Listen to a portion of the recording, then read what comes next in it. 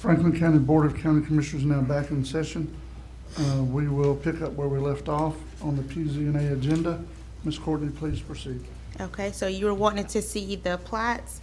So this one is the Coastal Paradise Subdivision plat. As I said, they've added the verbiage in stating that the lots lying on the north of Highway 98 must be purchased with its counterpart property line on the south side of 98. Here is the plat. And if you can see number 7, it does have the verbiage on there. Okay. All right. Any questions, commissioners? Pleasure of the board. So moved to approve. Motion to approve by Commissioner Ward. Second. Second by Commissioner Lockley. Any discussion? All in favor? Aye. All opposed? That's unanimous. Please proceed. Okay, next we have the Destiny subdivision. It's a consideration of a request for a final plat approval for 8 lots. You guys have seen this one before. This is the one that you had to go back before P&Z with changes. Staff also spoke with the agent and applicant, and they did shift the lots to make lot 1 bigger. They also gave us, oh goodness, I can't scroll over. There we go. Like a 1,300 square foot house within the setbacks to show that they can fit at least a 1,300 square foot house in there. Okay. Yeah, this is the one that we sent back because we were concerned that they would, Need a if variance. we approved it the way it was, they would have to have variances to Correct. build. So now they don't have to have a variance, Okay. but they have to understand that they won't be able to come for the board for like any accessory structure because it's not going to Okay. fit. Okay. For that one lot, for sure. Yes. Okay. Very good. That's the question we were trying to answer. Mm-hmm. And Mr. Chairman, for the record, Courtney, they did what we asked, so, Mhm. and P&Z BOA agreed, and with that, I'll approve. Motion to approve by Commissioner Ward, Second. second by Commissioner Bolt. Any discussion? All in favor? Aye. All opposed? That's unanimous. Okay. Please proceed. Last, we have a lot reconfiguration application. It's 6 lots for Elaine Boone.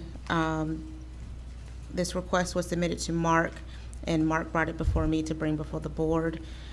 These lots were previously platted before 1978. All they're doing is shifting some of the, I can't say acreage, just some of the square footage from certain ones to kind of make the other ones bigger. Mr. Chairman, if I may. Yes, sir. I had told Ms. Boone at the meeting that I was uncertain because these are not platted lots in the sense of a platted subdivision. These are lots of record. There is a specific statute that allows this board to reconfigure lot lines in subdivisions, and we've done it, I won't say routinely, but many times we have.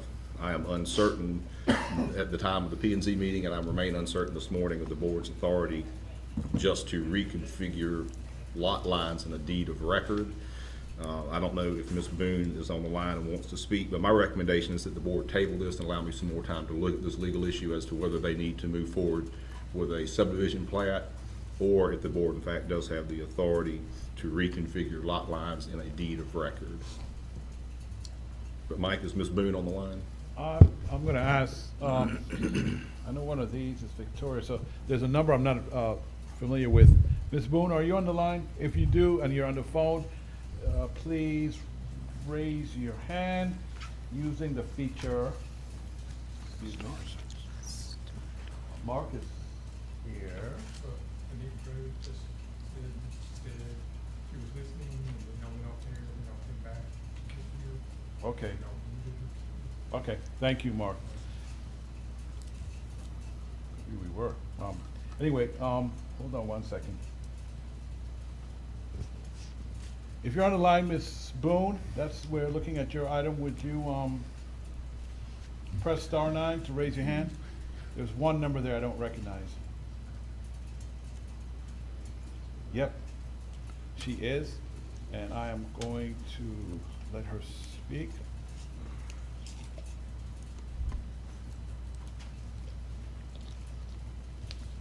All right, Ms. Boone, *6 to unmute your phone and let us know you're unmuted. Good morning. Good morning. Morning. Can you hear me? Yes, ma'am. Okay. This is Victoria Hart. I'm speaking No, today no, to Ms. discuss Ms. the Hart, facilities that excuse me, Ms. Hart, no, we were looking for someone for planning and zoning. We're not at the point yet for you to talk. We're looking for someone for planning and zoning. Okay. Okay? All right, we'll be with you in a Okay, few minutes. I'm uh-huh. sorry. Okay. She may have been on the lawn earlier before all that stuff happened. Yeah. Mr. Chairman, Yes. are you saying that if it was a platted subdivision, then we have the authority to move lot lines and stuff like that, but as this Clearly. is not a platted subdivision, it's lots of record. Correct. Which That's were my understanding. grandfathered in as they were, you're not sure if we can move the lot lines or not, is that what you're saying? For a deed of record, that's correct. There's a specific statute that authorizes the board to reconfigure platted subdivisions. To my knowledge, these are only lots of record, and I am uncertain of the board's ability to change the legal description on a deed of record. I feel like there's a path forward for this applicant, but I'm requesting that the board table this matter to allow me time to look further at that issue, and then I will speak with the applicant and tell her what my decision is. We'll bring this back up to the board at a future meeting date. So moved. Motion to table by Commissioner Parrish, I'll second. second by Commissioner Ward. Any discussion? All in favor? Aye. All opposed? That's unanimous. Is that it, Ms. Bankston? That is it for the agenda. I Okay. just had two more things. Okay. The second thing I was just gonna talk about was I just wanted to say thank you to the Sheriff's Department for handling our new shirts for the, Building and Zoning Department. So they did our shirts for them, so we look very professional over there now. So I just want to say thank you to them. The other thing I wanted to do was to tell you that soon, once we get all the URL stuff figured out, that I'll be launching my Franklin County zoning website. This is just a preview of what it's going to look like. On the first page, you'll see the latest news. It has all of the P&Z meeting dates, deadline dates. Towards the bottom, you can actually view the agendas, all of the recent agendas. It'll take you to all the other agendas on the page. We're actually going to start it out, September 1, Michael, we Yes, said? we're shooting for September 1. Yeah. Yes. And then there'll be a link to where they can find the other ones. Yes. So I was going to explain. So what we're doing, we're separating the zoning department and the building department from the regular county's website to make it easier for the public to find information from those two departments. Basically, it's all in this effort, Commissioner Bolt, about doing the thing with the projects and all that. Yep. This is along that same theme. To Good. separate everything and make it easier for of course, there'll be links to these websites from the county's website. That's not changing. That'll be the same. But when they click on that link, they'll see a whole different page from what they're used to seeing. Hopefully, with information a lot easier, a lot more accessible. Mr. Chairman, I got a little sneak peek at this. Thank you, Courtney. And I think it's gonna streamline things, and, we're all about more transparency and want the website to be a little bit better for the public to be able to get online. And it even talks about if somebody wants to make apply for a zoning change, it even gives you step-by-step instructions about that. And looking up, like, for example, if you wanna know what C4 is, what the zoning for that is, it explains it in detail. So I think this is gonna make it a lot easier for our community and our people that are interested in finding out about the zoning department and asking for a zoning change and just researching all in and of itself. So thank you, Courtney and Michael, and everybody that was involved in doing this. I think it's gonna be a great asset to the already great website that we have. I'm very excited. Mr. Chairman, Yes. could we, as we're launching this website, could we also put in there somewhere in bold letters that if you have an action coming before P&Z, someone needs to be present, either. Oh, yeah, it's on- Either the I've got it I know on it's several the pages. applications, but I want it in bold on this website that I'll show somebody you. or their representative needs to be present to answer any questions the P and Z has, because that's been There it is. been very. There it is. I have it on It several is in pages. there. Very good. Okay. Okay. Just trying to alleviate Yes. some of the past problems with it. Yes, I've got it on Even though it's several on the pages on here. application, if they don't Yeah. read and don't see, they go here, that is They clearly can't not see it visible. on this website, for real. Okay. It's also on Chairman. that page as well. Thank you. Yep, good. Mr. Chairman, Yes, sir. you know, this is one way that you have made county commissioners look good. In so many ways. I see folks that are asking questions about access to planning and zoning, and questions about zoning, and illustrations and so on, and this is just tremendous, that you can just begin to tell people, have a look at this fresh, crisp, new site. Yes. And it'll help people a lot. Thank you for doing that. No problem. And also, I know that you were asking about whether the portal for the code enforcement was going to be on there, and I do have a link to the public portal, so it'll take them straight to that. Good, they'll be proud of that, thank you. And Mr. And- Chairman, it'll cut down on the phone calls you probably receive. It right? probably Oh, will. yes. Once they get used to the site and, review the site, it should, keep down from them having to ask questions, because I literally answered all the questions I could think of. I know I'll be adding more later on, but I tried to make sure that I hit every dot as I could. And you know what? You know how we're closed from 12 to 5 on Fridays? This is one of the outcome products. Well, we're of not just closed from that 12 to time. 5 anymore. Oh, are you now open Yes. on Friday afternoons? Correct. Good news. Yes. Good. So the other thing too, Courtney, that's important to, to make sure people are aware of, doing things like this are not going to stop interactions with the public. It's No. just changing the format, much like we've all had to learn. Well put. With going to Zoom in different ways. You're still, there still needs to be follow through, there still has to be protocol, there still has to be steps, but you maybe not be communicating face to face with someone coming into the office, but you're still communicating. Yes. That's Because right. all of it has links to email, there's still phone numbers there, so, it's just another way to communicate Correct. with our residents, Yes. Yes, sir, that's called access. yes. Yep. Thank you No very much, problem. Courtney. And that's all I've got. Appreciate it. Okay, Mr. Chairman. So, Ms. Victoria Hart, as you heard a few minutes ago, was on there. Let's go back to that public comment. What And about then Mr. Berry? Mr. Berry said he's basically on his way, but I believe he's on his way from Alligator Point. Well, if he shows up, we'll let him comment. on Okay, it, too. sure, just want to let you know. All right, Ms. Hart, okay, now it's your turn. I'm going to ask you to unmute. And you go ahead and star six now. Yeah, there she is. Good morning. Good morning. Good morning. Can you all hear me? Yes. Yeah. Okay, I'm speaking today to discuss the facilities at the Apalachicola Airport. I had occasion to visit there within the past 2 weeks to attend a public meeting.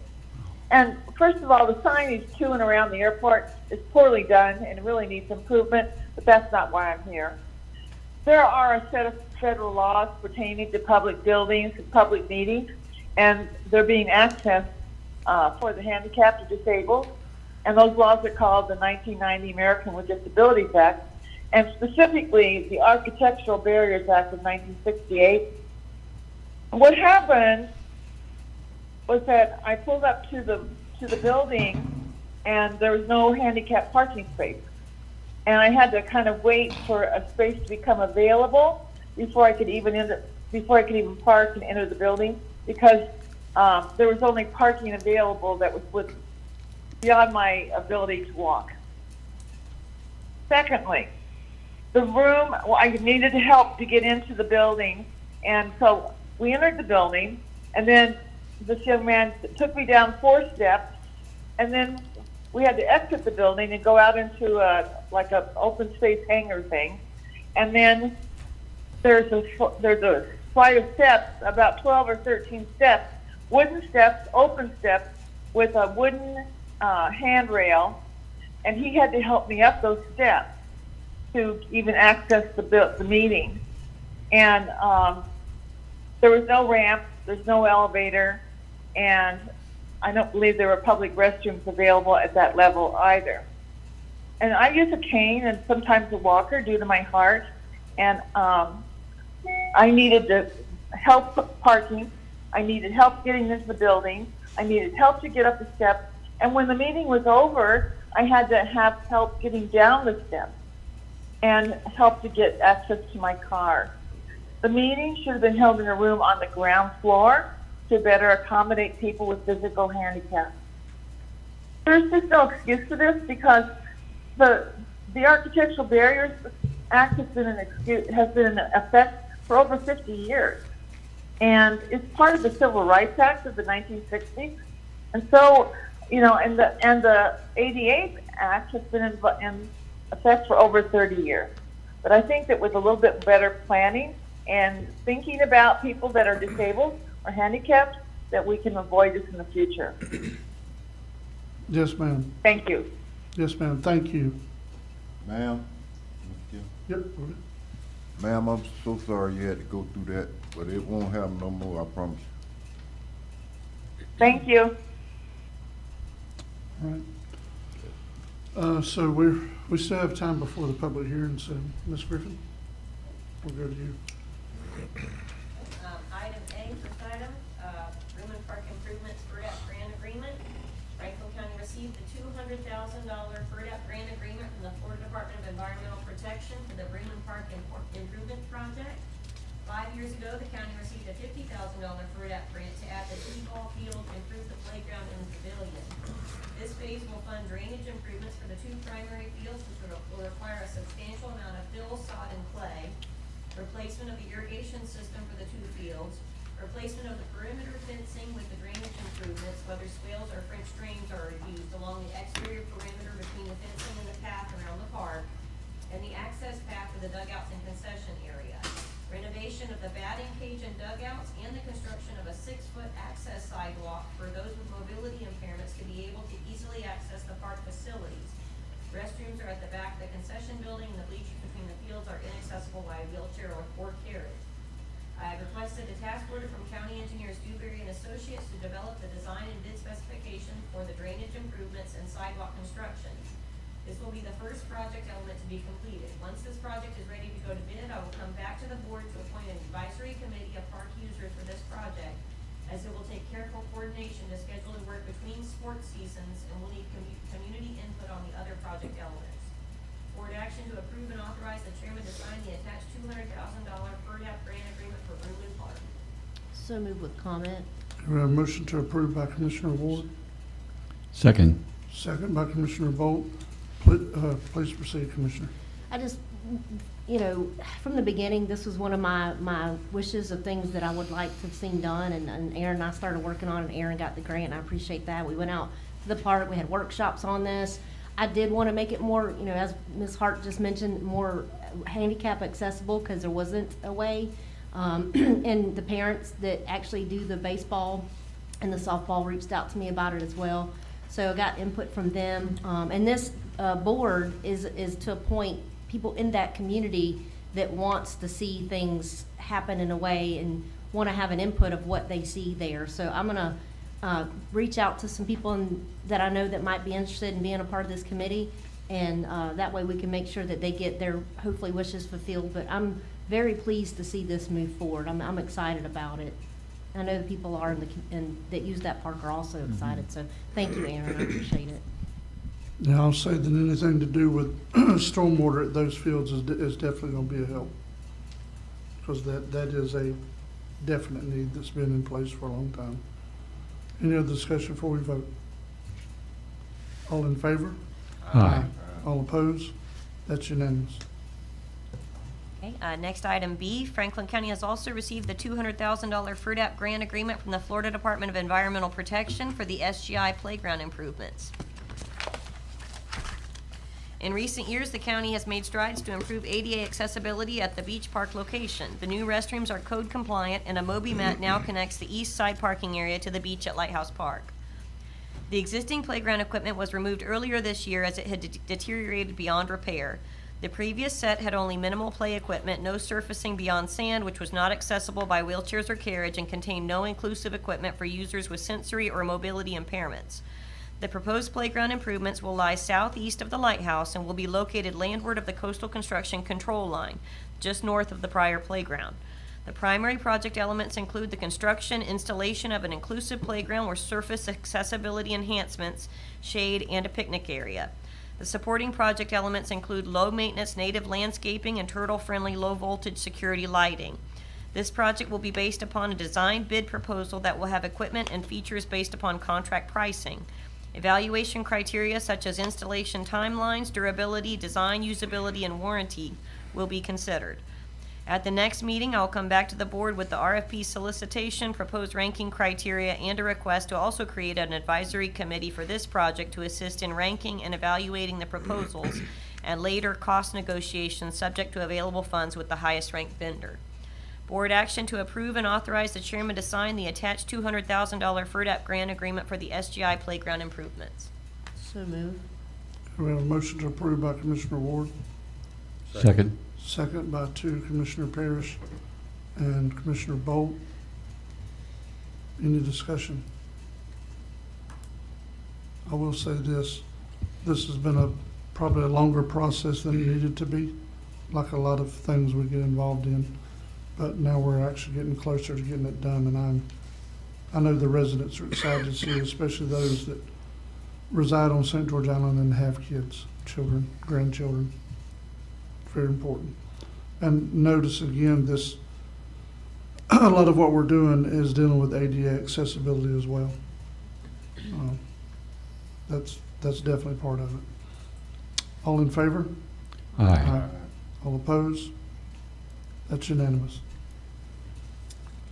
Okay, next item C, landfill feasibility task order. As mentioned previously, the Franklin County landfill consists of an active Class 3 landfill, which is yard debris, construction, and demolition debris only, a closed and inactive Class 1 landfill, a composting operation, a yard trash processing operation, a waste tire collection center, operation of a transfer station, operation of an air curtain incinerator, serves as a clean materials recovery facility, and processes composting wastewater. In May, the landfill's 5-year operating permit was renewed. Every 5 years, a comprehensive review and analysis is done to assess the remaining useful life of the landfill site. The Florida Department of Environmental Protection is the permitting agency, and as part of the landfill licensure process, licensees must demonstrate financial assurance that funds are available to meet the costs of closure. Financial assurance requirements have been in place since the early 1980s to ensure proper and adequate resources are available if closure becomes necessary. The unprecedented amount of storm and construction debris processed in the aftermath of Hurricane Michael has shortened the remaining useful life, in parentheses capacity, of the landfill to approximately 10 years from 2022. The cost recalculation for closure is approximately $4,493,486 and $1,631,799 for long-term care post-closure. As reported in July, I asked County Engineers Dewberry and Associates for a proposal to present for consideration by the board to assist the county in outlining options and providing cost estimates moving beyond our existing landfill, whether it be trying to construct and permit a new landfill site or the transition to a transfer station operation similar to many other coastal counties, Gulf County in particular. The attached proposal will address the unknowns at this time and help weigh the county's options moving forward by establishing cost estimates, needs, and requirements relative to transitioning to a transfer station operation versus a landfill expansion cost estimate based on expansion data less the associated cost specific to a new site location or property acquisition.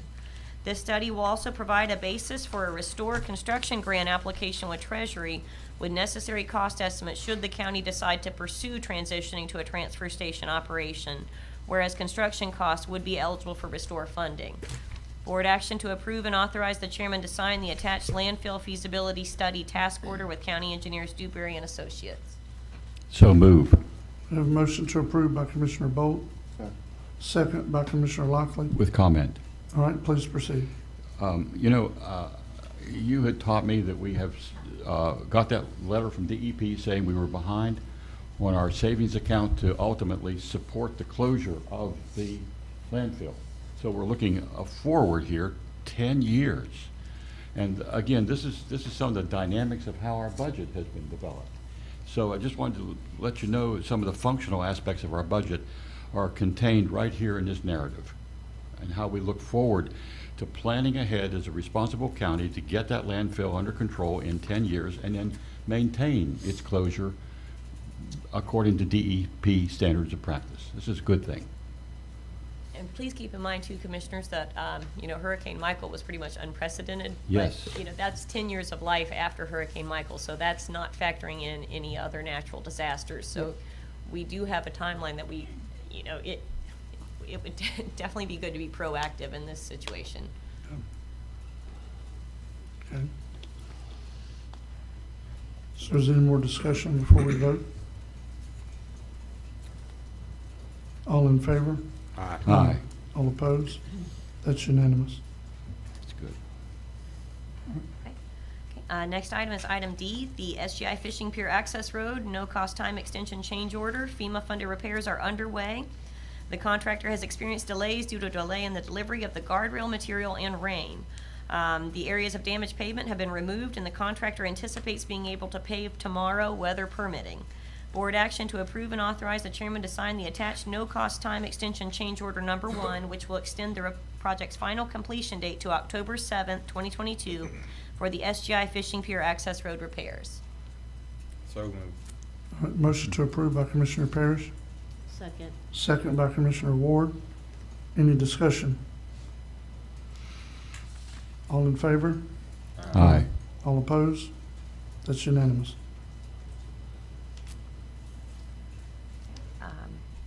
Next item, proposed change order for Fort Coombs Armory. Cook Brothers Incorporated has been working with project architects Gilchrist, Ross, and Crow to address issues which has come up during construction at Fort Coombs Armory. The proposed items include window repairs and replacement in the men's restroom, wall repairs in the meeting room, removal of contaminated insulation above the mechanical room, and removal of mechanical piping protruding below the new ceiling in the meeting room. The total proposed increase in cost is $18,380 for all items mentioned. As the project is moving along quickly, the architects feel comfortable that a construction contingency of $5,000 should be enough to see the project to completion after any additional work is authorized by this proposal. Does the BOCC wish to address any of the issues outlined in the attached cost proposal, or perhaps turn it over to TDC, as they will be doing the administration of the Armory after construction is complete? To evaluate these change order requests. If approved, the architects will draft a formal contract change order for approval at your next meeting for the approved task items. If any additional task items are approved, we would also likely have to request TDC funding for the additional expense, as Fort Coombs Armory serves as the county's convention center. Board action to consider the individual task items for the Fort Coombs Armory project and provide feedback to the architects for preparation of a change order. Mr. Chairman, Yes. Aaron, reading this and listening to you, are they saying the $5,000 construction contingency, along with money they save, is gonna cover the $18,380? Or do they need that much more money? They need that much more money. And that we're suggesting that come from TDC? Well, that's, Where's much our other- $18,000 gonna come from, is what I'm asking? that would have to come from TDC. Yeah, so that's actually something the TDC board would you all would request. I mean, it don't sound like there's a lot there, but it does sound like stuff needs to be fixed. I mean, Commissioner Parrish, this goes along the line that you said months ago, that, you really want, at some point, all these little things that the Armory fixed, Right. So this is one of them, and keep in mind, Commissioners, this is one of the few things that we could ask TDC to pay, that we don't need to squabble about the law or the rule. Good. This allows it. This is allowed. This is one is of the good. things, and it goes towards that extra 1 cent that the administrator came in here and asked you guys for. This is a perfect way to spend some of that money, because Yep. again, there's no heartache on this one. Good. Nobody have to go out and Attorney Schuler to double check the rule and reread, the Right. statute. And again, it addresses what you've asked for, Commissioner Parrish. Try and get as many of these windows and all these little things fixed as quickly as we possibly can. and it also says if any additional task items are approved, does the board wish to request TDC funding for additional expense above and beyond what's being proposed here today? Yes. I mean, that depends on How much what it it is and, you know, how pertinent it is to doing right this minute. I mean, but yeah, I'm gonna make a motion that we ask for the money to do this $18,380, and then we'll cross the next bridge when we get to it. Okay, Yep. And that's my motion. Okay, we have a motion from Second Commissioner with Parrish, funding. and we have a second by Commissioner Lockley. Please proceed, Commissioner. Yeah, you said 18, they charging 5, is that included in the 18 or 18 plus 5? The 18,380 are for the items that were mentioned, and then the architects actually estimated another $5,000. You know, that should be more than enough to get the project all the way to completion, should anything else come up, because they are close to being finished. They're moving right along on that, and I think it's above, actually, They're ahead of schedule. yeah, they're ahead. Yep, You tell them we Let me ain't knock getting on them no wood. more. yeah. We ain't give them no more money, they done charged too much in the beginning. So is the ask for 23,380? Well, that's really, 18,380 is going to be for the items that were mentioned, and then if you all want to approve a $5,000 contingency, then that way we won't have to come back. We'll come back with the specific detail on what else needed to happen, but Right. that's just gonna be a contingency for the architects. So. There, Mr. Chairman, that $5,000 was not in the original proposal, that, It was not. Yeah, I believe they had to do a lot of value engineering when the initial bids came in so high on this Right, project. right. And a contingency line item was not included, and really it should have been. That would have eliminated the need for a lot of this. oh, so I need to redo my motion to include that $5,000 construction contingency fund? If you would amend, I would ask you Yeah. to. So amended. Okay, so the motion's been amended. Commissioner Lockley, do you amend your second? Yeah, and tell them no more. Okay. That's it. Okay. All right. Mr. Chairman, Yes. I got a comment or a question more than likely. Is anyone spoken to the TDC director, John Solomon, about this? I did Last speak night. with him last night. Okay, and he's okay? and He is commended aware with of it, this? and their board will have to discuss. Yes. Okay, You have to come from their board, Commissioner. all righty. Thank you. They work for us. All right, any more discussion? All in favor? Aye. All opposed? That's unanimous.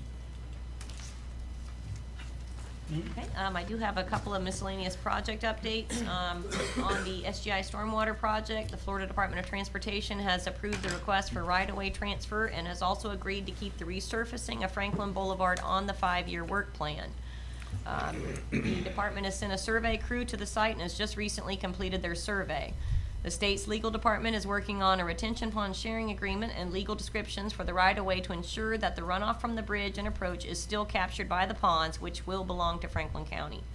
It will be late September at the earliest that the county can expect to receive the agreement. County engineers Dewberry have been instructed to proceed with the final design and permits for the project. FEMA repairs Island View Park. Park repairs are underway. The damaged handrails have been removed from the piers, and the contractor has removed the pavers, stacked them on pallets, and neatly wrapped the pavers for repurposing and storage by the County Parks and Recreation Department. Some of the pallets on site are the restacked, repackaged old pavers, and some of the pallets are block for the repair of the articulated block wall. The Carabel Beach Historic Preservation Grant received questions from the Florida Division of Historic Preservation. We're working through those questions at this time with the architect, and we hope to have the formal grant agreement for your approval by the next meeting. We also have the FEMA C-30 washout repairs, and that project we're still waiting for the shoulder stabilization. There's been so much rain out there that we are not able to close out that project yet. Okay. Anyone have any questions for Ms. Griffith before we proceed? All right, thank you. Thank you. Mr. Morone? Okay, Commissioners, page 1 of my report, item A. Currently, the Florida Forest Service provides fire protection for about 59,173 acres of county-owned forest and wildland based on a contract 1911, Attorney Sheila looks at me, which was dated 07/01/1988, 1988, way before my time. Last week, county staff received a request from the Forest Service to amend the contract, reducing the protection coverage to 44,300 342 acres. The reduction in acres will also reduce the cost, of coverage from $4,142.11 to $3,103.94. The state needed, typo, this amendment signed and returned last week so that the reduction would be in effect for the upcoming fiscal year. So I had Attorney Schuler review the amendment, ooh, that's all messed up, and then asked the chairman to sign it. I need board action to ratify the chairman's signature on the amendment to contract 1911 dated 07/01/1988 with the Florida Fire Service. So move with question. Okay, we have a motion to approve. Second. Second by Commissioner Parrish with the motion by Commissioner Ward. Commissioner Ward, please proceed. I don't know if you can answer this or not, Michael, and it's maybe Clint Davis' question, but why is the protection coverage decreased? Do we not have as many state lands, or? They purchased some property. Oh. And what they were saying, some of that property they purchased is what they had agreed to, was part of the agreement to protect. Okay, thank you for the clarification. Yes, ma'am. Another comment, Yes. Mr. Chairman. This is county-owned forest? They said there's an agreement. I thought it was state forest. I thought so too. So we own all We own that some. forest land? No. So if we wanted to do something in the forest, that belongs to us? I'm just asking, That's I mean, this is interesting. what it says. Yeah, I'm not gonna be too quick to answer that question. I don't think so, Commissioner. Yeah. Well, I mean, that's what it says, county-owned forest. It don't say state-owned, it That's says how the county-owned. amendment read, yeah, basically. So I was shocked. Number one, I was shocked we were paying this, but it's, Erin said it was before her time. It's been there. Apparently it's based on some Florida statute, I think, how much we pay and how we pay it. And, yeah. I've When I always s- assumed it was state forest located in Franklin County. Yeah. But that's not what this says. Yeah, This wha- says county-owned forest. Yes, and what I thought, And we're always sitting here talking about we don't have no land for this, no land for that. what I I mean, thought it so was it's- too, Commissioner, I thought it was, they were protecting state land that bordered county property, so that's why they were providing this fire protection service. But when I read the agreement, and I'm sorry, I should have attached it, I was like, huh? But yes, and Clint talked to me, I talked to Clint, that's what he said. So if you would like me to get a map to send to each of you of what we own or what they're referring to, I will. I'd like to know if we own it or not. Okay. That's Yeah. what I'd like to know, or is this just a typo that I'm It's reading? just a typo, but yeah. Yeah, I'm hoping it's just a typo the way they send the amendment, but I had to tell you guys based on what the amendment, how it was worded, so, yeah, Just a question, because I've never yeah, never heard that we own 44,000 acres, and yeah. I thought it was a state forest that's located in Franklin County, and maybe. So maybe you can clarify that. I will. Just send it to my iPad, or send it to the I will, commissioner's iPad. I'll clarify and so send it we to all can you guys, have some clarification there. because, yeah, and then I'll see if I'll ask Attorney Schuler if it needs to be clear for the wording on the amendment needs to be changed slightly to the. Oh, you tell her we want our land. Okay. I knew that was coming. Oh, I knew that was coming. I was trying to rush through this before Commissioner Lockley said that, but yeah, okay. Hey, Mr. Chairman. Yes, sir. Do we have this money that they're asking for in a line item in our budget? We do. Yes, we do. That must go back over 30 years. It does. That's amazing. Okay, any more discussion before we vote? All in favor? Aye. All opposed? That's unanimous. Item B, Commissioners, if I may move on. Recently, the board has heard of and discussed communication issues between the Sheriff's Dispatch Office and all of the county's volunteer fire departments, and also the need for Apalachicola fire departments for a new repeater. Over the last few weeks, Mr. Tal Whidden, he's with Williams Communications, some of you guys may know him, Mrs. Renee Brannon, the Chief Dispatcher of the Sheriff's Department, and I have discussed possible solutions to these issues. We're still working on some options to have all the fire departments use the same notification procedures on VHF channels. I want to say that very clearly for all the fire departments, VHF channels. We're not trying to move anybody to the 800 state system. That's, no.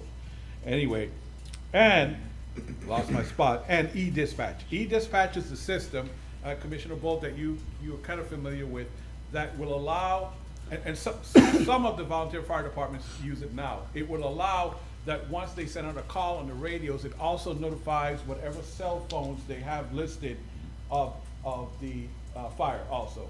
And I think presently, and firemen are out there, they can correct me if I'm wrong, presently you could tap it and it'll tell dispatch who's responding.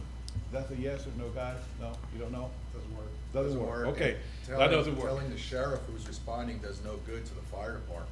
Yes, well, it does in a way, but we'll discuss that later. So what we're hoping for, that it works, it's a two-way communication, it tells dispatch. Also, there's a option that we're talking about that we would like, I would like, my vision is to see it up and running, is that once they respond to dispatch and say who's responding, and then the firemen could talk among themselves, dispatch can track them on a GIS CAD system and know where they are. So let's take like, and I've used this example before, let's take that East Point fire. You know, there was a point in that fire, and I heard this, I don't know this to be fact, that some of the firemen were kind of lost in the smoke of where they were, and they couldn't get in touch with each other. This would allow dispatch to look up and tell all the other firemen, hey, the guy you're looking for is at XYZ, travel north or east or whatever. That's a long-term goal, but we're working towards that. Right now, we just want everybody on the same, using the same procedures on the VHF channels. Like, I think one of the fire departments, they have one channel that dispatch has to use to talk to them, and then another channel, want to notify and want to talk.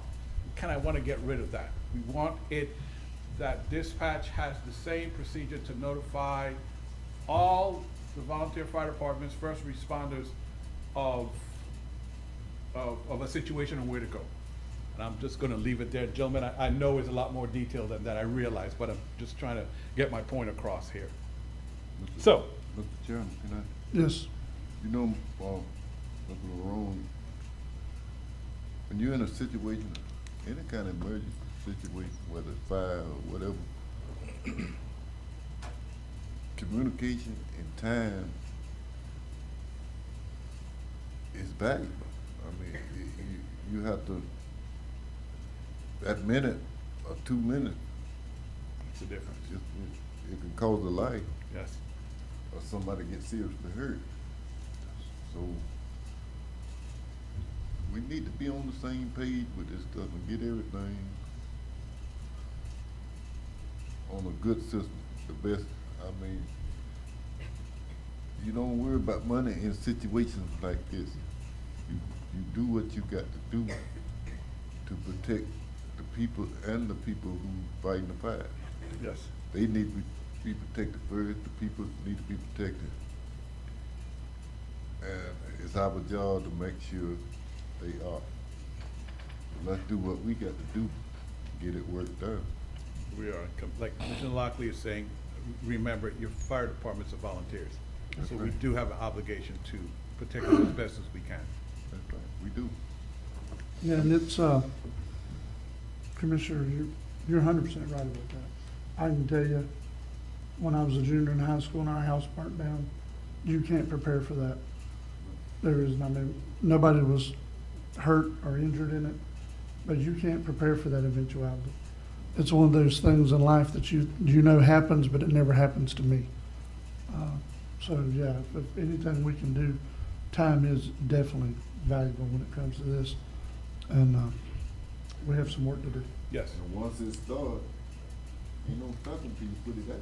That's all you can do. Yep. And speaking of that, and I'll continue, however, this morning I do have a $13,784.38 quote from Williams Communications for the purchase and installation of a new repeater for the Apalachicola Fire Department.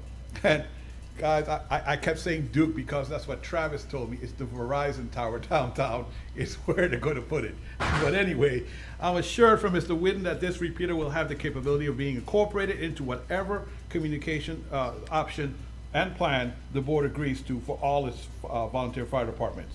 Now, there's a separate quote for $26,854. That's for the purchase and programming of new radios for the Apalachicola Volunteer Fire Department, which will be, God, Michael, which will be paid for by Apalachicola Volunteer Fire Department. I talked to Craig about this yesterday, so he agreed. He said, yes, they're prepared to pay the invoice for the new radios and the programming, which goes along with the new repeater. I recommend that the county pay for the new repeater. I've discussed this matter, like I said, with a representative of the city's volunteer fire department, and they agree with this recommendation. They pay for the radios, we pay for the repeater. So I'm asking the board to authorize the payment, $13,784.38 for the new repeater for the city of Apalachicola Fire Department. So moved. Motion to approve by Commissioner Lockley, Second. second by Commissioner Parrish. Discussion. Michael, I do want to ask, so the repeater that we have that's not functioning out by the airport, we're just not going to worry about that. We're putting one downtown, correct? Yes, Okay. yes, that's, right. was told by Craig. Actually, I didn't even realize Verizon was raising their tower downtown, so we need to have a conversation about Verizon. I was thinking about that last week. Yes. And the Mr. repeater will Chairman. be Yes. county equipment. Huh? The repeater will be Yes. county equipment. Yes. It'll be kind So of- we'll actually track and have a property ID number on Yes. it. Right. Now, Michael, Sir? let this be known, and I'm saying that I'm from Appalachia, but I'm not voting on this because I'm from Appalachia. I want all them things fixed. Repeater, don't fix this in Appalachia, and the other thing ain't working. Get it all done. Let's get it all done. I don't want nobody to say, well, they fixed the one in Not Appalachia, we Appalachia. didn't? Yes. Fix them all. Yep. Let's get it right over the whole country. Yep. Mr. Chairman, doesn't this repeater service other areas besides just Appalachia? No, this is mostly Appalachia. I don't think it has a strong enough signal to go beyond it. East Point really has never needed a repeater because they're pretty much right there by the sheriff's department tower. And guys, I keep looking at you just for you to nod yes or no. And everybody else has their own repeater, so we will check. Another change that will probably have to happen is St. George Island's Fire Department, because there's, unfortunately, to get to their repeater, God, I'm not knocking the company. To get to their repeater, it depends a lot on phone lines. And you guys know when it rains on old phone lines, what happens. So that's a problem. We're gonna have to figure out a better way for that system. So that's one of the ones, Commissioner Lockley, you know, we're looking at them all. But, you know, Yeah. I'm trying to see which one is worse and work our way forward. If Okay. you understand, you know, Okay, what I'm getting at. let's Yes. just fix them all, make Yes. sure all of them work. Yes, and use the same procedure to contact each one. That's what dispatch needs. And I really do think that we need to, get everybody in e-dispatch. I think I mean, some people don't have a car or their own place to live, but they have a cell phone. I hate to say, but, you know, it's. I don't Commissioner want Parrish, do you have nobody, something? I don't want nobody hurt or nobody, nothing on my watch, whilst I'm watching. And that's what we do, and we watch. That's right, especially due to communication. Yes, sir, Right. I hear you, I want loud and clear. serious. Commissioner Parrish? Yeah, well, I just had the same comment Commissioner Lockley had. If I remember, there was one in, was it Lanark or Alligator Point? They were having issues with their repeater. Yes. And as Commissioner's already said, and I'll leave it at that, we need to fix all this stuff. Yes. Even as we transition into new ways of communication. If the repeater don't work, ain't no form of communication gonna work. So I agree with him, and I know we can't do it all at one time, but we need to be looking at what else needs to be done on our side to make it where everybody gets good fire protection. Yes, So I'll leave it at and Mr. Chairman, before you take the vote, I'd like to, once again, to say a special thank you to Carl Whaley. He's really been somebody I can ask, a chief that I can ask and say, okay, Carl, tell me your issues, your problems, what you would like to see. It's a good sounding board, so. Any discussion additionally before we vote? All in favor? Aye. All opposed? That's unanimous. All right, Commissioners, item C is more of a discussion item. As you've been reviewing the draft copy of the board's meeting rules and procedures, we'd like to discuss any items in that document or suggest any possible changes. And if not, are we ready to move forward to add a final draft of the rules to the next, on the next meeting's agenda or my report, really, to adopt that? I mean, any issues? Can I go ahead and add it to my next report? Everybody read it over? Everybody's good with it? And Commissioners, you know, It's basically codifying basically all the things that we do right now. I don't think there was anything that's strayed from what we do right now, but it's just putting it on paper. So if anyone asks, well, how do you guys run your meetings? Here's how, just go to the website, click there. It's the rules and procedures are on there. Well, Mr. Chairman, I hear no objection, so I'm gonna add it to my next report. I mean, Sounds good. We'll Mr. look at Chairman, Yeah. I briefly just going over this. I know it doesn't say anything, or if we can add anything about anybody joining via Zoom. I know we had some issues with the delay perhaps, and somebody trying to speak over everybody else. So I don't know if maybe, I think Chairman mentioned it in the past about, I know it's hard for everybody to get on Zoom via video, but I don't know how long of a delay it is, and I don't know if we'll ever be able to figure that out. But I think that might be something needs to be added in here too, Okay. is to kind of wait for a delay, you know, for a commissioner to speak or ask a question. Yes. If we can add that. So I think what we could do is say if you are making a presentation to the board or have to discuss an item, you need to have a video access with Zoom.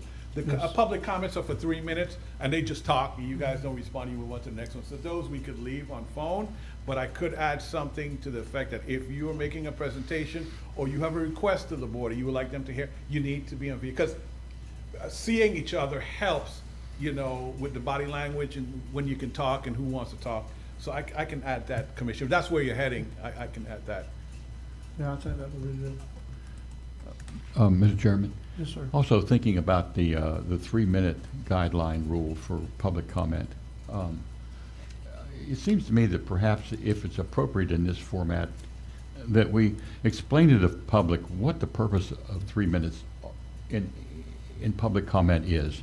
And specifically say that this is not intended to muzzle the public. It's intended to provide an efficiency of business and the agenda of the county commission. And that there are many other ways that people can reach us, by the way, parentheses, in person, by telephone, by letter, by email, come up to the dais during a break and speak with us. It's all about access, and that 3-minute rule is not related to freedom of speech. It's related to efficiency of the people's business. It's definitely about efficiency. I can tell you this, the first time I ever visited the Florida legislature, I got a rude awakening. So you fill out a card, and I realize we're not them, but you fill out a card, that doesn't mean you're gonna speak. Really? Huh. Yes, sir. But if you do get to speak, you get 1 minute. Period. Yeah. So you better know what you come there to talk about. And that's not shutting anybody down. They have any number of things that when they're meeting, they're in session. They're trying to do it all in a certain time frame. Yeah. But no, the 3 minute is not it's not arbitrary. It's definitely not something that's trying to muzzle anybody in any No, way. not at all. No, Yeah, not I at all. agree. It's actually an additional way for residents to address the Board of County Commissioners. And, Well Mr. put. Chairman, Yes, sir. also, it allows, you may have 30 people that want to speak. We've done that before. So you can't have just, Sure. you speak for an hour if you want to, because you may have 30 more people that want to speak. I mean, you don't know, we don't know when you start a meeting how many public comments you got. So you have to limit that so that it does make the meeting run efficiently, but it doesn't deter anybody from having their opportunity to speak. That's right. So that's why you have that limit in there, because you don't know how many people you're gonna actually have that wants to make public comment. Yep. So, I mean, that's just another, perspective on why you have a 3-minute limit, is to allow everybody to have an opportunity to speak, not just 1 or 2 people. Okay, so basically, what you're asking, Commissioner Bolt, add a little commentary. Please, to yes. that. Okay, that's cool. To explain why it's 3 minutes and all the other ways to reach your commissioner, which is probably way more efficient than trying to stand up here for 3 minutes and. It is. Yeah, it is, Yeah. okay.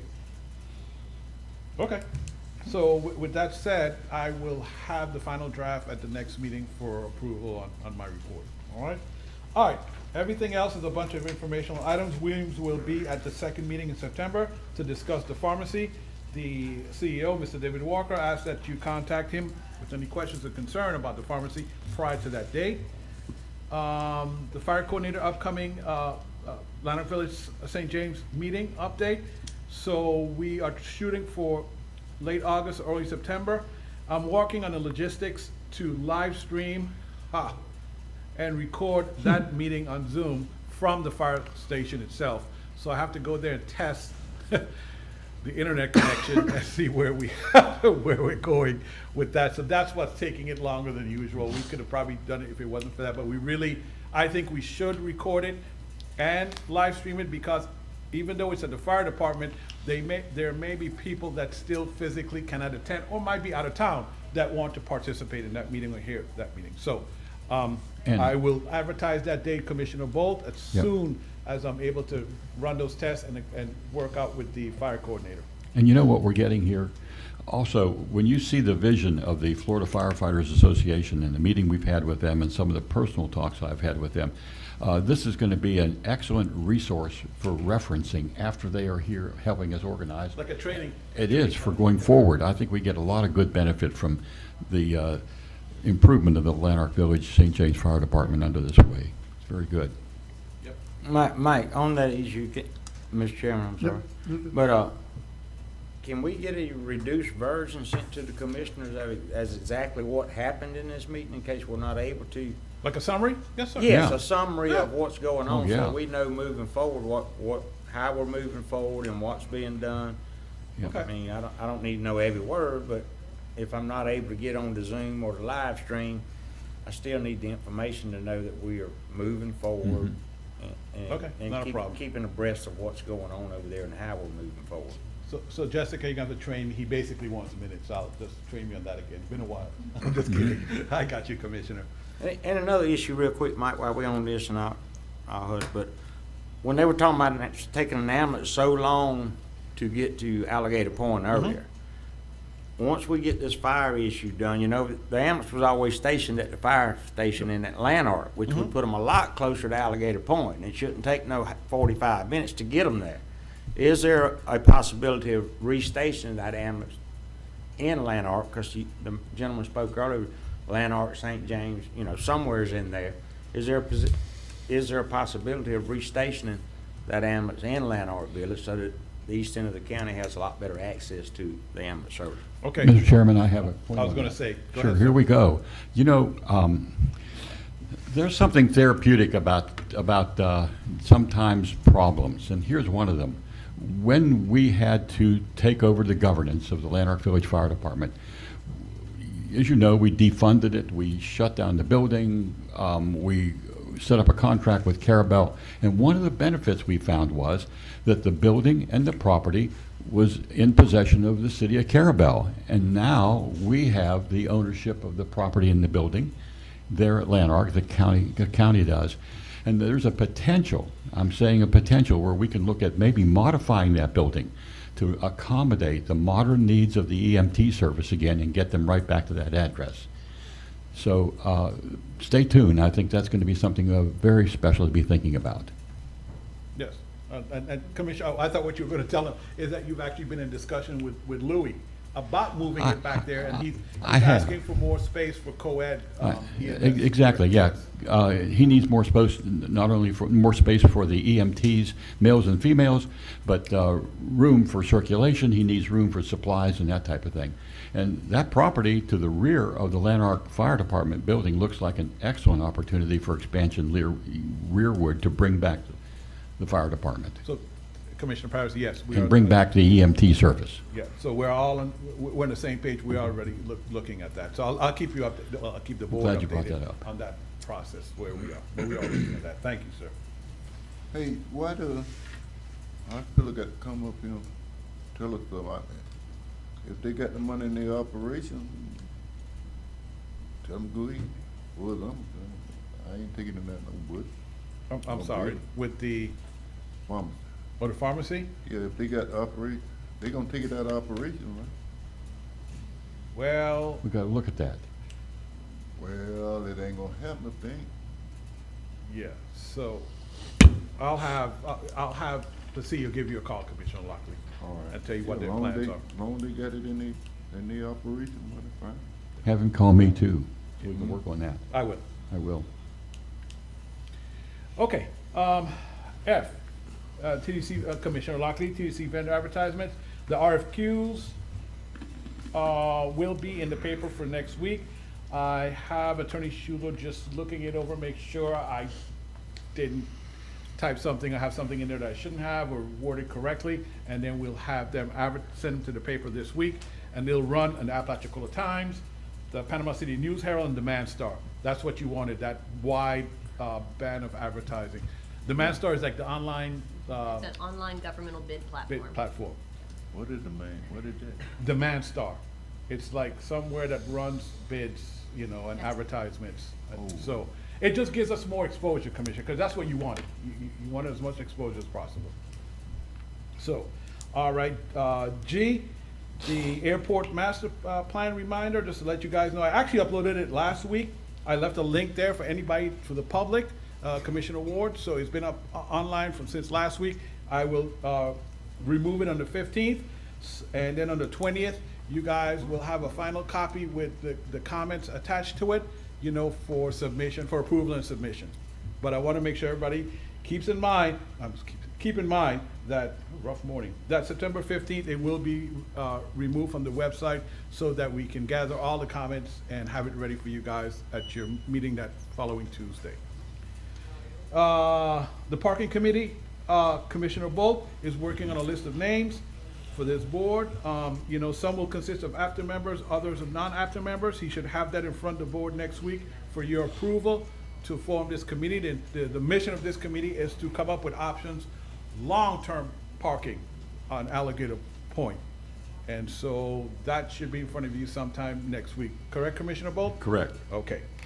We're getting close to 11. Ethics class update. There were some scheduling conflicts. So the new date for that is November 19th at 9.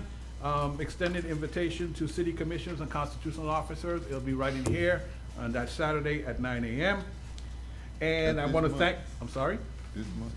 November. Oh, November. November, yes. I had it ready in September, but there were some conflicts and then other things going on, so yes. Mr. Chairman, sorry to interrupt. Yes, ma'am. You know, as most people know, the chairman and I are on the canvassing board for the election. Yes. And we have something, I don't know if it's gonna happen, but I would hate that we have to be at the canvassing board at 10 a.m. and then the. Also the 19th? And I didn't look at that calendar you sent me, I I didn't apologize. think about that either, but yeah, it is there.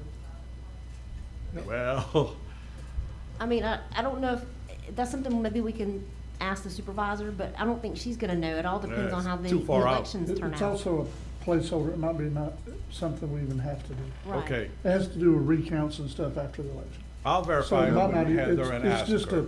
it's just a placeholder, it's not a definite. Okay, and if not, I'll let you guys know. Okay. You never know what's gonna happen. No, you don't. Election. And because, well, anyway. So on the last item, I really want to thank the Tourist Development Council. They submitted the pictures on behalf of the county to FAC's 2023 calendar photo contest. This year's theme is Keep Calm and Love Water. If we don't win, Attorney Schuler, let's file something. I'm sorry. Where else? What other county could beat us at Keep Calm and Love Water? That's us. That's us, right? So For the most part. For the most part. Whether keeping calm or loving the water, which one? For the most part. I'll just stay Mr. in the Chairman. middle. And Commissioners, that is it for me, and I ended at 11 o'clock just in time for Attorney Schuler to have his public hearing. How about that? 10:58, actually. According to That clock is fast. Verizon. You're right. Hey. Hey. Mr. Chairman, can I proceed with the other items for Yes, the public please. hearing? Yes. First action item is number 2 on my report. I need board authorization for the county to pay $181,564.25 for the purchase of the property at 342 Highway 98 using TDC funds. And also authorization for the chairman to sign the closing documents. Closing is scheduled for Friday. My plan is to have the chairman sign these 3 pages before the day is out. That way you don't have to come back over on Friday for the closing, Mr. Chairman. The documents to be signed would be a closing statement and then a compliance and tax proration agreement. And again, that amount that I'm asking the board to authorize is $181,564.25, and for the chairman to sign the closing documents. And the board would approve that by one motion. Motion to approve by Commissioner Lockley, Second with comment. second by Commissioner Ward. Please proceed, Commissioner. Just for the record, again, this Attorney Schuler said this is TDC funds to use for a park. I think it's great. It's in the chairman's district. Just something to add to East Point. So thank y'all. Any other discussion? Thank you, Commissioner. All right, Yeah, all in I favor? had to let that motion go. I wanna spend some of that. We're doing it, sir. All in favor? Aye. Aye. All opposed? That's unanimous. Well, Commissioners, staff and the attorney are also working with the TDC, but unfortunately, the TDC statute that is provided by the legislature is fairly restrictive, so we have to find compliant ways to spend the money, but staff is working on that. The next item for the board's consideration, at the last meeting, Commissioner Bolt said he's ready to move forward with a potential expansion of the Leave No Trace ordinance with the public beaches at Alligator Point, and I wanted to ask the board if you wanted to consider potentially expanding that geographic scope to perhaps include the public beach area at Carabel Beach. I think there's going to be some issues at both areas for Fonda's department in terms of access and things of that nature, and I want to discuss that with him. But before I actually tee up the public hearing, I just wanted to ask if the board was interested in perhaps including Carabel Beach, the public beach area, when you decide whether or not to expand the Leave No Trace ordinance. Mr. Chairman, I do, but here's my thing. I know that we have to utilize Parks and Rec Department staff to pick up any chairs left over or tents. I don't want to seem out of line here, but could we maybe utilize the people that patrol these beaches with the turtle patrol? Is that something that they might can help out with, so that we're not having to utilize the Parks and Rec Department staff? That's just a thought that I'm thinking. I don't know how that could work, but if they're so, and they are passionate, as they should be, but maybe I haven't spoken to any turtle patrol people, but I'll be happy to reach out to them and say, hey, could you guys help us out in that, aspect? If, say, Mr. Davis is short-staffed, or, they are not planning to make it to that park that day, or I don't know what the limitations are on that, but that's just a thought that I've been thinking about. I would like it included just because I know we've talked about it in the past. Yes, ma'am. I've heard people say that sea turtles don't nest on that beach because it's not the Gulf, it's the bay, but then I've had people tell me that they do. So I think that it would be prudent for us to include this, but maybe we can talk to some of the turtle control people about it.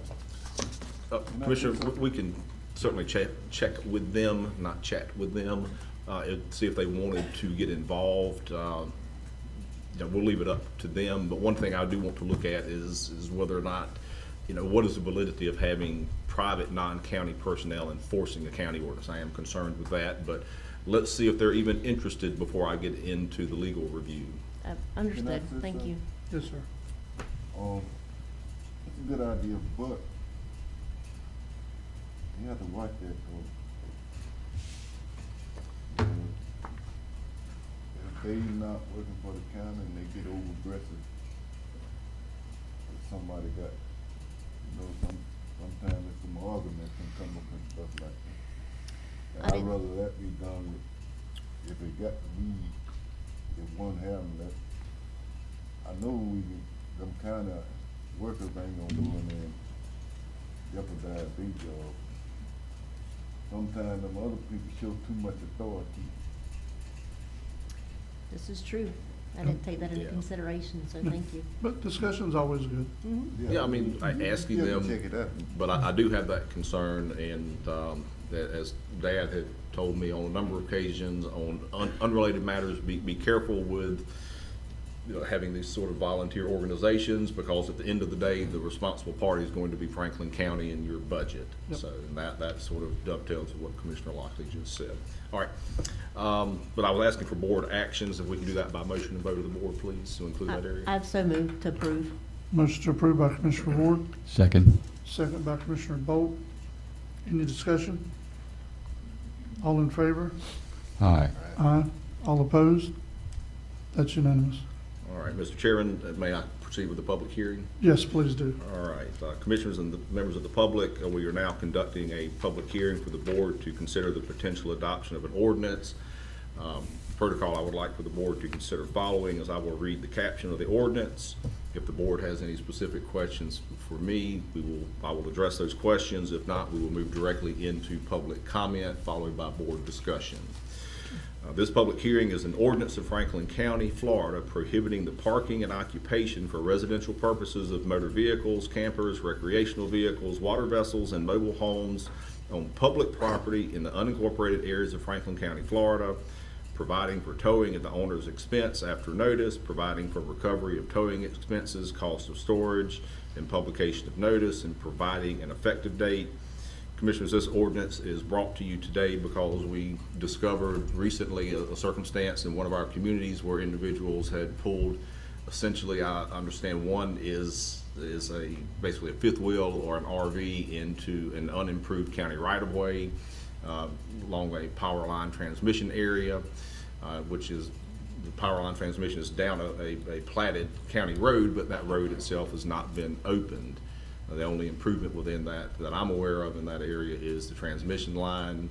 In another location along that same right-of-way for the transmission line, someone appears to have put a houseboat of some type on blocks. I'm not sure quite how they have it stabilized, but apparently people are living in it, and the purpose of this ordinance is for the county to give individuals notice to remove those items from the county right-of-way, that they're not authorized to live there.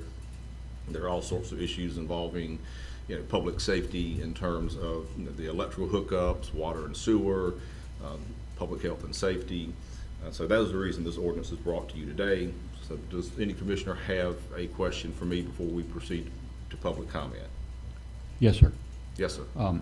Does this also include such as an example where somebody's bought a piece of property and they decide that they'd just like to bring their RV and park it on that piece of property, period?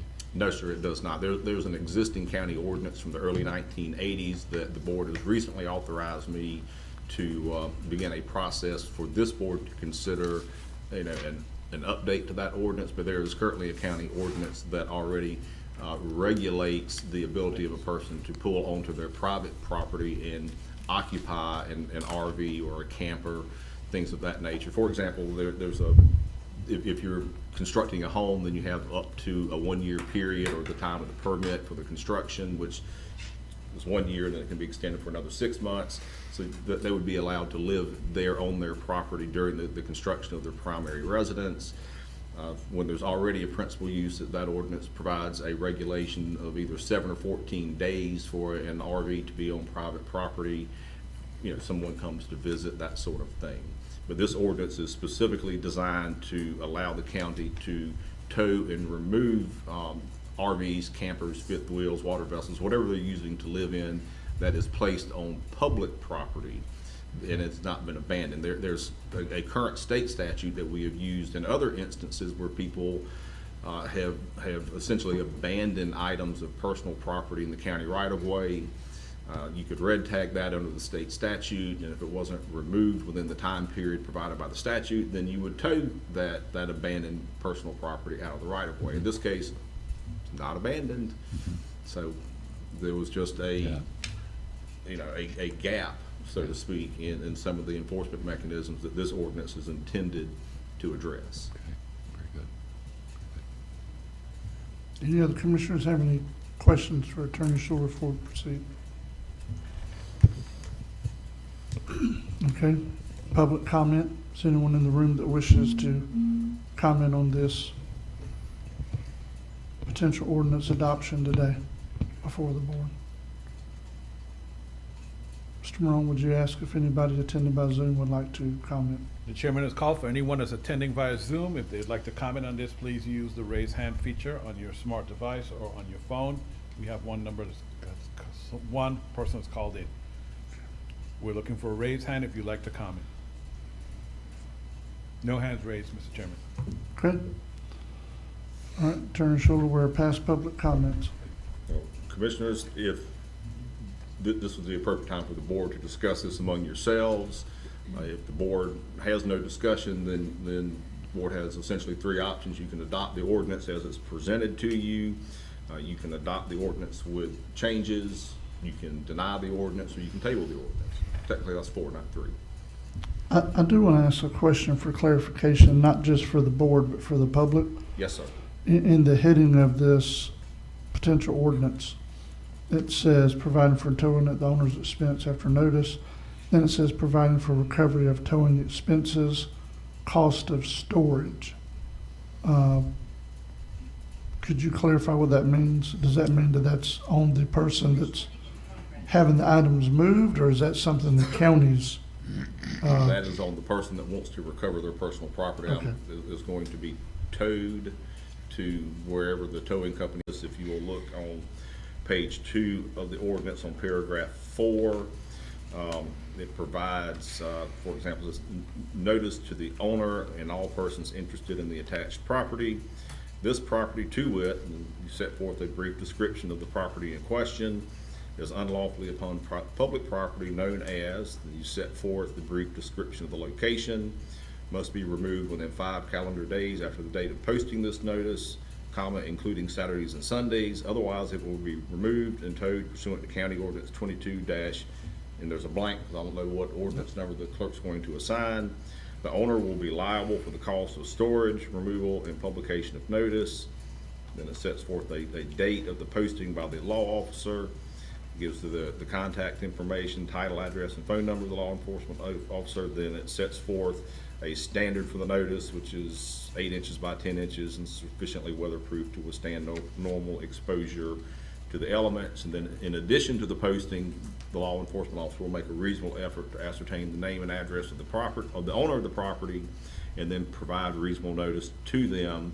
And then there's a certification that the officer is required to provide, which states, "I certify a true copy hereof was served by regular U.S. Postal Service, postage prepaid to," insert the name and address of the property owner, owned, then you insert the date of the mailing. Okay.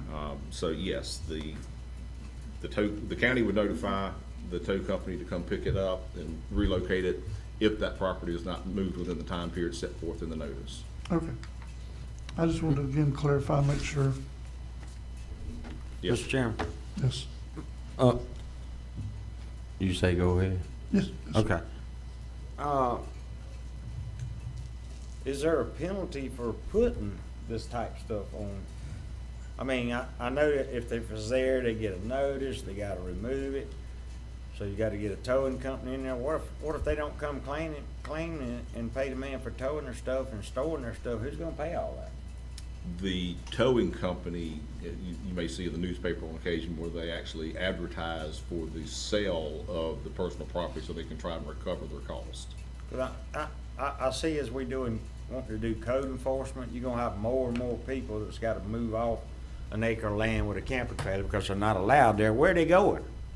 Well, if there's no prohibition, and I support the drafting of the ordinance, but I want to make sure that, I just see a lot of people trying to find a place to put their camper, and it's going to be on public property, but there's no penalty for them putting it there to begin with, other than having their stuff towed. Well, if their stuff ain't worth anything, and it's just a raggedy old trailer, then they gonna put it on county, unimproved road or a road that's not been pushed through or whatever, and there's no fine or anything for them doing that. I mean, the man's gonna come and tow their stuff eventually, but then if they don't go and pay the man for the towing and storage, then the tow people may not wanna cooperate and go get the stuff, because they don't know if they're gonna get any compensation for their efforts, what I'm trying to say. So to me, there ought to be something in here that says, if you found putting your property on county right of way or what have you, that there's a fine for that in addition to having your stuff towed and storage fees and all this other stuff.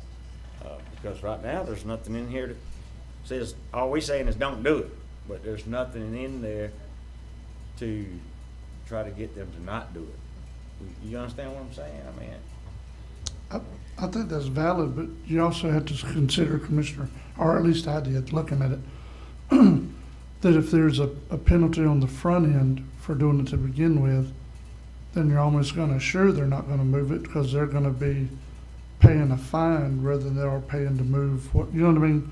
I think over time it will correct itself. I think you'll have people doing less and less of it if there's something where they know it's gonna get moved anyway.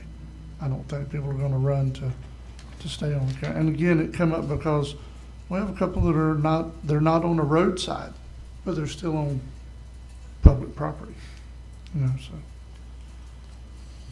Any other discussion? All right, pleasure of the board. Did we already do that? Do we have a motion second? We do I don't not. think we did. Okay.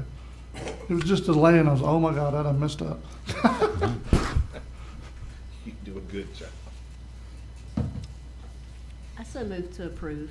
Yeah, I Okay, we would have a second. motion to approve by Commissioner Ward, a second by Commissioner Bolt.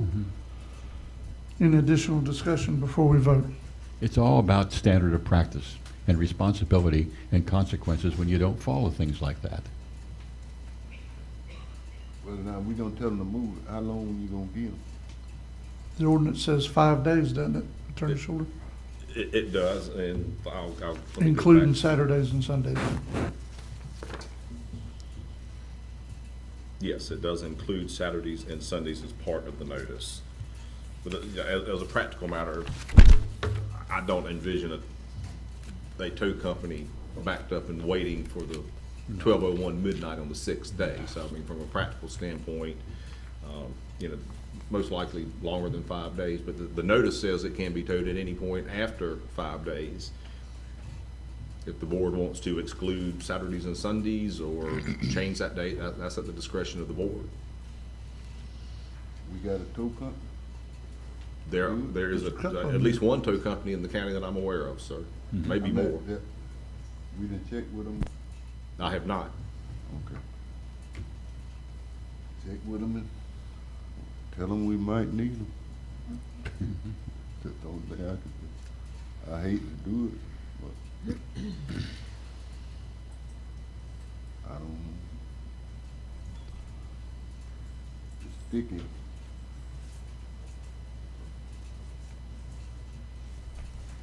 More discussion before we vote?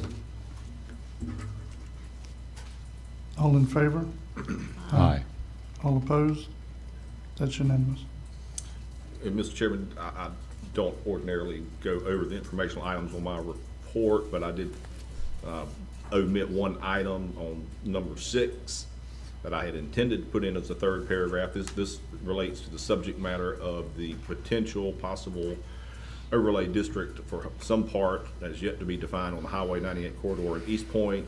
And that third paragraph I meant to put in is that the East Point Civic Association was at the workshop and indicated on the record that they were expecting to complete a feasibility study at the end of September.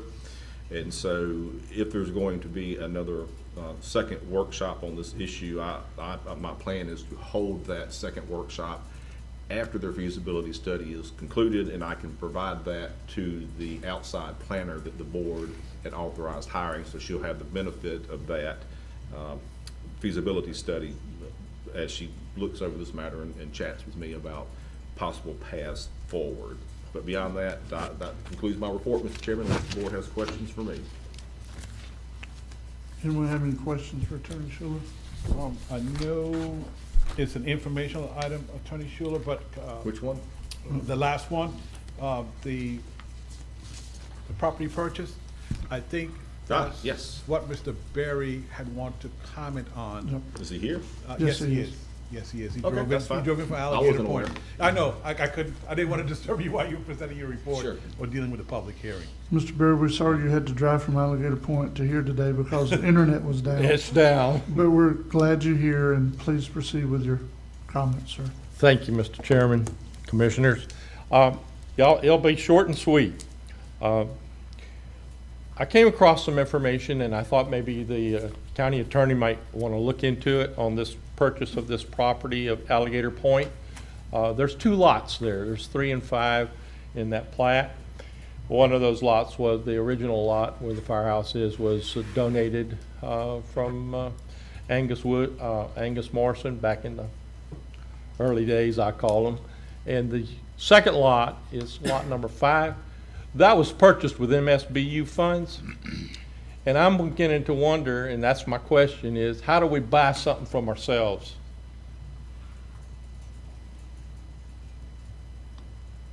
Don't know. Regardless of whose money it's coming from. Here we are, we've paid for it already with the MSBU funds. How do we buy it from ourselves? It might be in somebody else's name, but think about that, and that's all I'm asking you. So if something was purchased with MSBU funds, they should not be in an individual's name. Should not be in the, again, we're gonna go back to what's over in Lanark. You got things that should be probably titled some way to the county, and we're in a situation there. And I just ask that y'all look at it, Okay, okay? yep. And that's it. Thank you. And as far as the turtles in the bay, being a turtle patroller, yeah, that's the green sea turtles more than likely. They feed off the vegetation. Okay? Yes, sir. Thank you. Good, thank you.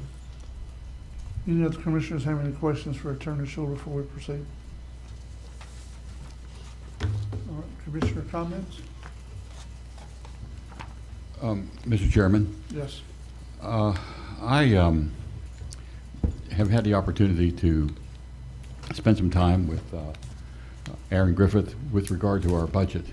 It's an opportunity that I recommend that everybody here in the commission have that opportunity to sit down and really look at that budget with her. I think we have a very responsible budget, and when you really drill down on many of the line items of this budget, they are logical, they make sense, they are planning for the future, they are handling obligations at the present time. I'll just make that general statement, but truly, oftentimes we don't have a chance here in our workshops to really drill down, but the aftermath homework we can do is very, very valuable, and I'm just wanting to recommend that. Also, I'd like to comment on the uniqueness of Lanark Village. That was a military headquarters for many, many military operations. It included the lodging for military officers and staff. And over the years, Lanark Village has done a very, very good job of converting that lodging into some very reasonable and I would say efficient housing there. And they have some unique issues that we recognize here in the County Commission in terms of ordinances and how things are handled and built in that area because it's so unique. And I just want to commend the folks at Lanark Village as I've really started to look at this, how far it has come since World War II and what a tremendous asset and valuable historical mark that presents here for the county. Any other commissioner comments today? I got, what I wanna do, I know I can't make a motion in this, but I would like for the airport to start, if they're gonna have a meeting in that place, start making it AD, asset. Oh, yeah. I want to make it accessible. Find some money. And jump on it as soon as possible. Sure. I mean, because let them do it, I mean, and because all the buildings supposed to be, I'm not getting on the airport, but it should have been. I also want, if they got to have a meeting, tell them to come down here, or either go to one of our other buildings. Go to EOC. Yeah. It's right there by the airport. Go there. The conversation that we I need know. to work on this, it's not just the It's not accessibility. Ted's fault. Oh, no, it's not Ted's fault, it's not, actually, that, really, truly, it's not, it's just one of those things that happen. So, we're gonna check from the parking lots to the ramps, Right. to the building itself, yeah. We're gonna make sure, we're gonna work on that. Yeah, because we got to have lake park. We'll pull in the FBO, we'll get what advice John Collins can give us as the engineer, see what needs to be done, and I'll have Ted or myself will have some kind of summary report to you at the next meeting. That's for sure. And they got some money some way, so they can pay for it. Well, let's see what needs to be done, and we Yeah. will. And Commissioner Locke, if you're finished with that, commissioners, I can promise almost not promise, I'll guarantee you one thing, that I will have a backup plan for internet after today. So, as Commissioner Jones, as the chairman asked me earlier, so why don't we have a second, internet provider to use as backup? So we will. I'll have a plan, and I'll let you know what that plan is at the next meeting. So Go that, back to basics. I don't, no. That's right. We're way past basic, Commissioner, sorry to say, yeah. Mr. Chairman, Yes, may I ask Mr. Rowan a question? yes, go ahead. Given the technical snafu today, did everyone who filled out a speaker's card, were they given the opportunity to speak today Yes. after we got back online? Yes, yes. Okay. Yes, I That's had, one from, an email from Ms. Jordan that said her email, but she never said that she wanted to speak though, so I'm not quite sure. I'll work that out with her. But everyone that turned in a card this morning at 9 o'clock when the meeting started, yes, they are. Okay, very good. That's Thank why you. we included Ms. Hart in Yep, between. Ms. Hart and Mr. Berry. Yep. Yes. Yep. Mr. Chairman, one more comment, if I may. You know, as we are going forward and looking at the soon-to-be-finished rebuilding of Alligator Drive, we have many, many options to look forward to as we go forward on how that road should be reviewed and or not protected going forward. So we have an excellent study coming up with MRD and Associates, which I think will be, I really am looking forward to the outcome there. We have a tremendous amount of input we've already received from many of the people who live both east and west of that road. And as we continue to build our knowledge and our knowledge base and taking input from people, ultimately, I suggest that we really consider working with the Supervisor of Elections to develop a really good votable ballot for the people who own property at Alligator Point to ultimately decide what's going to happen in the future for the protection or not of that road. Right now, we're in the research study stage, gathering information so that everybody has a good opportunity for knowledgeable thinking on this going forward.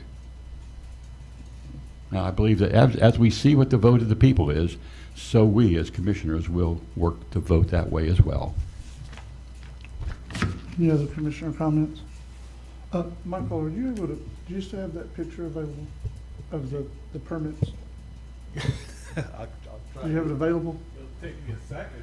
All right, if you can put it on the screen, as he's putting up there, I do want to, because earlier in the meeting, we didn't have Zoom up, it Yep. wasn't being recorded. Just to clarify and to put at ease all the residents of Apalachicola and East Point as we move forward to the dredging projects that are shortly to be commencing, evidenced by the fact that the contractor for the Corps finally put up the permit signs over the weekend. So we have some pictures I'd sent Michael from East Point, different places in East Point, over here at 10-Foot Hole in Appalach, them making sure the public was aware that they're about to commence that kind of work.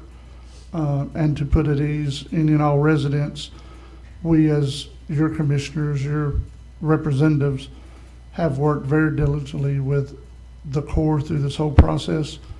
Both of these projects are supposed to be the same length, width, and depth that they were to begin with, or the last time they were done.